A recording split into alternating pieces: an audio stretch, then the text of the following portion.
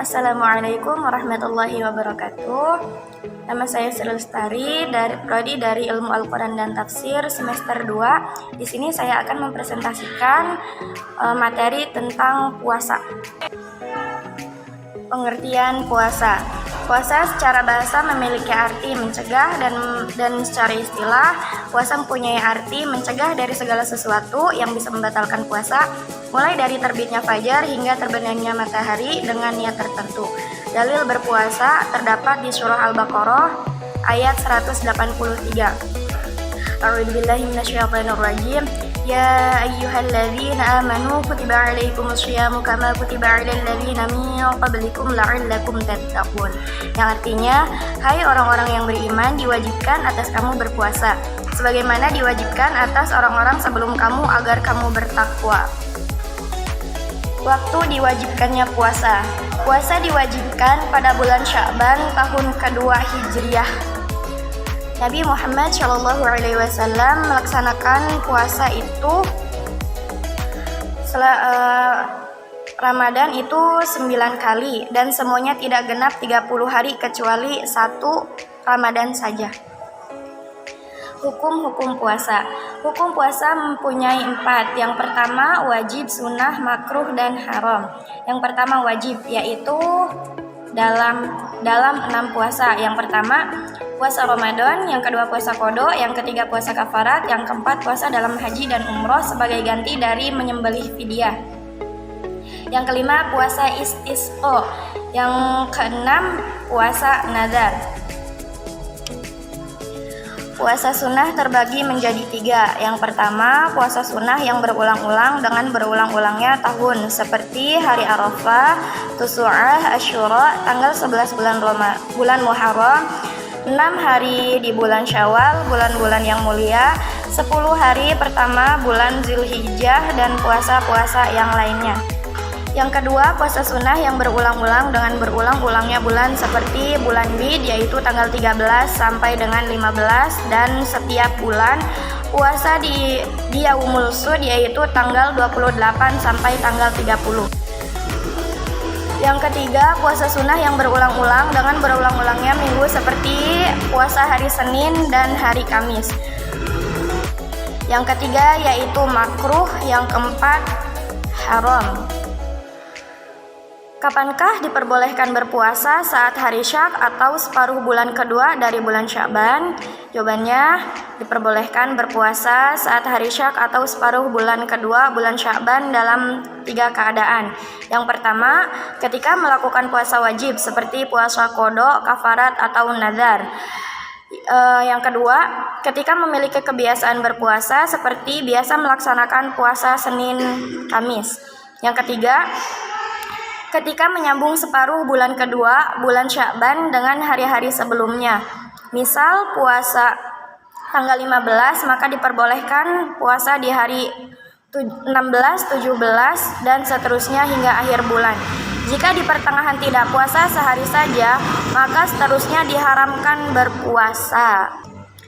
Syarat-syarat sah puasa: yang pertama Islam, yang kedua berakal, bersih dari haid dan nifas, yang keempat mengetahui bahwa hari tersebut sah untuk melakukan puasa.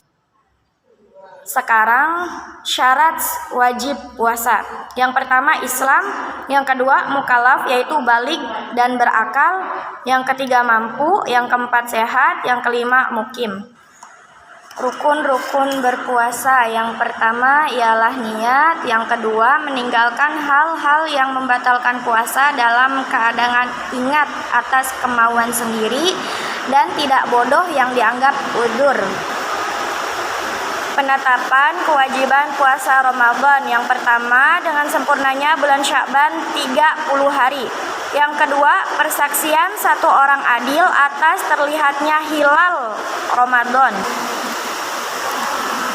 Kesunahan di dalam puasa dan di bulan Ramadan. Yang pertama, segera berbuka puasa ketika sudah yakin masuk waktu maghrib. Yang kedua, sahur. Yang ketiga, mengakhirkan sahur namun tidak terlalu mendekati subuh. Yang keempat, berbuka dengan kurma basah dengan jumlah ganjil.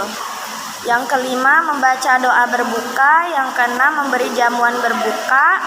Mandi jinabat sebelum fajar karena menghindari perselisihan di antara ulama dan supaya dalam keadaan suci sejak awal berpuasa.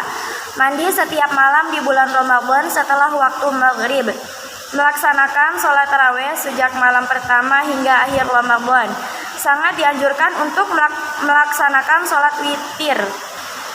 Memperbanyak membaca Al-Quran, memperbanyak sholat sunnah seperti sholat sunnah rawatib. Memperbanyak amal soleh seperti sedekah, silaturahim, menghadiri majelis ilmu, iktikaf, umrah, silaturahim.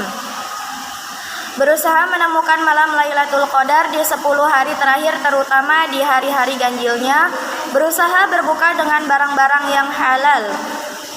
Tausiah, meninggalkan hal-hal yang tidak bermanfaat dan saling mencaci. Faedahnya penyusun dalam kitab Ihya Ulumuddin yang dikarang oleh Imam Al-Ghazali. Yang pertama, puasa umum atau orang awam, yaitu puasa menahan diri dari segala hal yang bisa membatalkan puasa. Yang kedua, puasa khusus, yaitu puasa menahan diri dari segala kemaksiatan. Yang ketiga, puasa khusus, yaitu dari yang khusus, yaitu puasa menjauhkan diri dari selain Allah Subhanahu wa Ta'ala.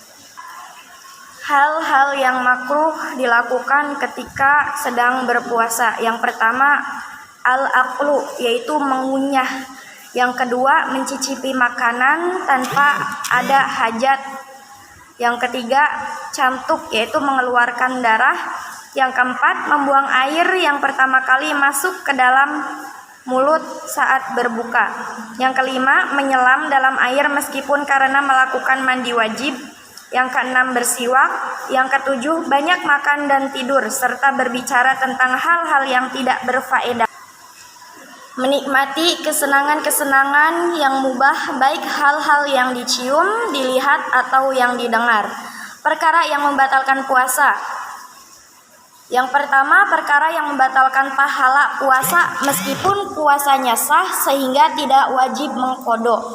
Yang kedua, perkara yang membatalkan puasa begitu juga pahalanya jika tanpa udzur sehingga wajib mengqadha. Hal-hal yang membatalkan pahala puasa. Yang pertama, ghibah, namimah, bohong, melihat hal-hal yang haram atau halal tetapi disertai nafsu birahi atau syahwat, yaitu menikmati apa yang dilihat. Sumpah palsu, berkata dusta, jelek, dan berbuat kejelekan. Hal-hal yang membatalkan puasa. Yang pertama, murtad, haid, gila walaupun sebentar saja, pingsan dan mabuk jika keduanya terjadi seharian, jima, masuknya benda atau ain ke dalam tubuh melalui jalan atau rongga yang terbuka di dalam badan. Membatalkan puasa dan hal yang wajib dilakukan karena terbagi menjadi 4. Yang pertama, ada 2 keadaan membatalkan puasa yang mewajibkan qadha dan membayar fidyah. Yang pertama, membatalkan puasa karena khawatir pada orang lain, seperti wanita hamil yang membatalkan atau tidak berpuasa karena khawatir pada janinnya, atau wanita menyusui yang khawatir pada bayinya yang disusuinya. Yang kedua, membatalkan puasa beserta mengakhirkan qadha dan mungkin untuk mengqadha hingga masuk Ramadan berikutnya tanpa adanya udzur. Yang kedua, membatalkan puasa yang mewajibkan qadha tanpa harus membayar fidyah. Yang ketiga, membatalkan puasa yang mewajibkan membayar fidyah tanpa wajib mengqadha. Yang keempat, membatalkan puasa yang tidak mewajibkan mengqadha dan tidak mewajibkan bayar fidyah. Keadaan yang mewajibkan qadha dan menahan sampai maghrib. Yang pertama, orang yang tidak berpuasa tanpa uzur. Yang kedua, orang yang tidak niat di malam hari meskipun karena lupa. Yang ketiga, orang yang sahur karena menduga masih malam namun ternyata salah. Yang keempat, orang yang berbuka puasa karena menyangka sudah masuk maghrib namun ternyata salah. Yang kelima, orang yang tidak berpuasa pada tanggal 30 Sya'ban yang ternyata sudah masuk bulan Ramadan. Yang keenam, orang yang menelan air tanpa sengaja saat berkumur. Cukup sekian yang dapat saya sampaikan, kurang dan lebihnya mohon maaf. Wallahul muwaffiq ila aqwamit thoriq. Wassalamualaikum warahmatullahi wabarakatuh.